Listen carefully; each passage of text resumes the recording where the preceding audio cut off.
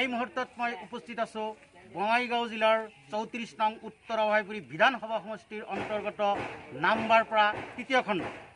আৰু আমি আজি দেখুৱাবলৈ লৈছোঁ যে বাৰিষাৰ পূৰ্বেই কিদৰে অসুবিধাত পৰিছে এই অঞ্চলৰ ৰাইজ। এজাক বৰষুণতে একাঠু পানী হৈছে ৰাস্তাসমূহত। আৰু মই প্ৰথমতে দেখুৱাবলৈ যত্ন কৰিম যে খন্তেক সময় পূৰ্বে এই অঞ্চলৰ ৰাইজসকলে ৰাস্তাত ভুই ৰুই পেলাই প্ৰতিবাদ সাব্যস্ত কৰিবলগীয়া হৈছে। আৰু দেখা গৈছে যে কেৱল এইখিনিয়ে নহয়, 3 কিলোমিটাৰৰ যিটো ৰাস্তা, অধিকাংশ ৰাস্তাই কিন্তু এইদৰে বোকাময় হৈ পৰিছে। বিশেষকৈ নামবাৰপাৰা হাইস্কুলৰ পৰা অদলাগুৰি হিলাঠাকিৰিলৈকে এক গুৰুত্বপূৰ্ণ ৰাস্তা। আৰু এই ৰাস্তাখন দেখা গৈছে সুদীৰ্ঘকালে কিন্তু কোনো এজন জনপ্ৰতিনিধি, জিলা প্ৰশাসন বা চৰকাৰে কিন্তু গুৰুত্ব প্ৰদান কৰা নাই, যাৰ কাৰণে এই অঞ্চলৰ হাজাৰ হাজাৰ ৰাইজ কিন্তু চলাচলৰ ক্ষেত্ৰত জমৰ যাতনা ভুগিবলগীয়া হৈছে। আৰু মই জানিবলৈ চেষ্টা কৰিম আপোনালোকে কিয় ভুই ৰুই আজি প্ৰতিবাদ কৰিবলগীয়া হ'ল।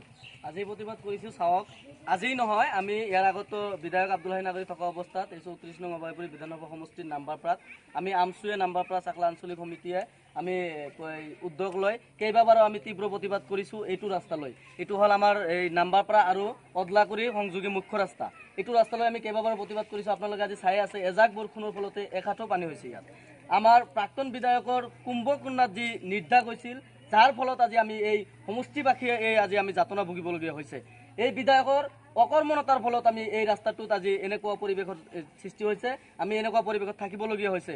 গতিকে আমাৰ নতুন বিধায়ক হৈছে 34 নং অভয়পুৰীত আৰু নতুন চৰকাৰ হৈছে। আমি তেওঁলোকক অনুৰোধ জনাম যাতে আমাৰ এই ৰাস্তাটো সোনকালে আমাৰ এই ৰাস্তাটোৰ ব্যৱস্থা কৰে। আমাৰ যি নামবাৰপাৰা আৰু অদলাগুৰি যিটো সংযোগী ৰাস্তা, এই যি ভাতৃত্ববোধৰ এটা এই ৰাস্তা, এই ৰাস্তাটোৰ যাতে অনতিপলমে যাতে আমাৰ গড়কাপ্তানী মন্ত্ৰী শ্ৰীযুত পীযুষ হাজৰিকা ডাঙৰীয়া, বৰ্তমানৰ আমাৰ 34 নং উত্তৰ অভয়পুৰী বিধানসভা সমষ্টিৰ মাননীয় বিধায়ক আব্দুল বাতিন খন্দকাৰ ডাঙৰীয়া আৰু জিলা প্ৰশাসনক আমি বিনম্ৰভাৱে অনুৰোধ জনাইছোঁ যাতে এই ৰাস্তাটোৰ প্ৰতি তেখেতসকলে এটা সুদৃষ্টি নিক্ষেপ কৰি এই ৰাস্তাটোত যাতে অনতিপলমে যাতে আমাৰ এটা চলাচলৰ কাৰণে আমাৰ যাতে এটা ব্যৱস্থা কৰি দিয়ে, এইটোৱে আমাৰ অনুৰোধ। হয়, অনুৰোধ কৰিছে চৰকাৰ, প্ৰশাসন, জনপ্ৰতিনিধিসকলকে অনুৰোধ কৰিছে। আৰু কিছু কথা জানিবলৈ চেষ্টা কৰিম। দেখা গৈছে ৰাস্তাৰ যিটো অৱস্থা, এজন খালী মানুহ খোজকাঢ়ি অহাৰ বাহিৰে উপায় নাই। এম্বুলেন্স বা ফায়াৰ ব্ৰিগেডৰ গাড়ী বা ইমাৰ্জেঞ্চি গাড়ীসমূহ এই অঞ্চলত সোমাব পাৰে নেকি? কোনো গাড়ী সোমাব নোৱাৰে। আমাৰ ইয়াতে 4-5খন গাঁৱৰ ল'ৰা ছোৱালী স্কুলতো যাব নোৱাৰে খোজকাঢ়ি। আমাৰ এটা মানুহ যদি মৰি যাবলগীয়া হয়, তথাপি মানে এটা এম্বুলেন্স আৰু কোনো মানে তেনেকুৱা পৰিৱেশ নাই। গতিকে আমি কেইবাবাৰো নিউজৰ দ্বাৰা প্ৰকাশ কৰিছোঁ, কেইবাবাৰো আমি প্ৰতিবাদ সাব্যস্ত কৰিছোঁ, কিন্তু আমাৰ এইটো প্ৰতিনিধিয়ে হওক, প্ৰশাসনে হওক, চৰকাৰে হওক কোনো গুৰুত্ব দিয়া নাই। গতিকে আকৌ কৰোণাৰ বাবে তেওঁক কৈছোঁ যে আমাৰ ৰাস্তাটো অতি সোনকালে পকীকৰণ কৰি দিব লাগে বা মেৰামতি কৰি দিব লাগে। এইটো মই চৰকাৰক আহ্বান জনাইছোঁ।